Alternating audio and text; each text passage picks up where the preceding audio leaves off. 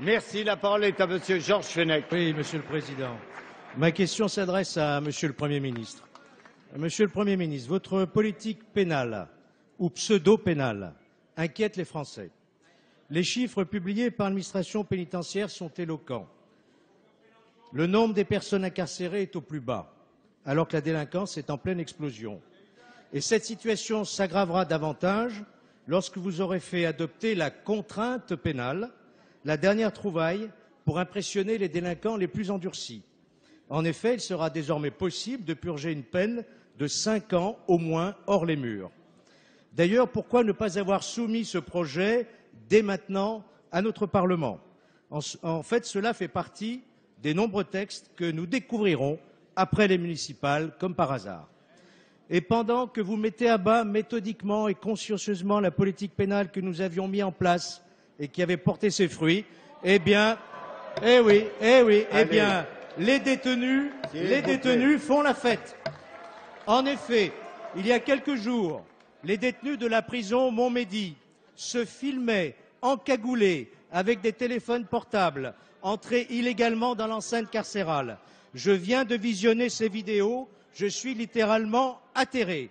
On peut y voir des détenus dansant dans les couloirs, en toute impunité, ou encore l'un d'entre eux équipé d'une veste subtilisée à un surveillant et fumant un joint. Mais il est vrai que plusieurs membres de votre gouvernement sont favorables aux salles de shoot. De telles dérives, Monsieur le Premier ministre, sont inacceptables.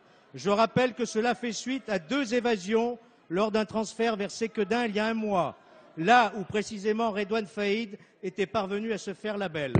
Monsieur le Premier ministre, ma question est simple. Allez-vous enfin mettre en œuvre une politique pénale ferme, réaliste et attendue par les Français? La parole est à Madame la garde des Sceaux, ministre de la Justice, Christiane Taubira. Monsieur le Président, Mesdames, Messieurs les députés, Monsieur le député Georges Fenech, je ne veux pas croire que vous soyez à ce point ignorant du désordre que votre politique pénale de ces 10 dernières années, avec une centaine de textes modifiant le code de procédure pénale et le code pénal, et une loi pénitentiaire qui introduit des injonctions contradictoires et des dispositions qui diffèrent l'exécution des peines, c'est le résultat de votre politique de ces 10 dernières années et qui a abouti à de la surpopulation carcérale. Alors, avec cette loi de 2009, vous avez introduit une disposition, l'article 57, sur les fouilles.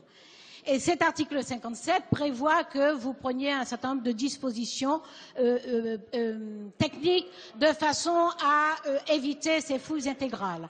Alors, vous n'avez strictement rien fait, le gouvernement que vous avez soutenu n'a rien fait, et vous venez là, maintenant, lascivement, nous interroger sur la situation que vous avez délibérément organisée parce que votre impuissance a donné lieu à des dispositions de désordre dans notre code pénal.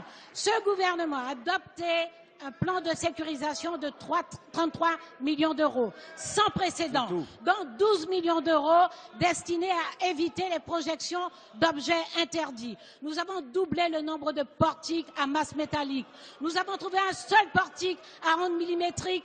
Nous en installons 20 en une seule année dans toutes les maisons centrales et dans toutes les zones sensibles des maisons d'arrêt. Nous avons renforcé le renseignement pénitentiaire. Monsieur le député, ce gouvernement a décidé de travailler pour la sécurité des Français et nous avons mis les moyens en conséquence. Nous sommes en train de contrarier les effets de votre politique de gribouille.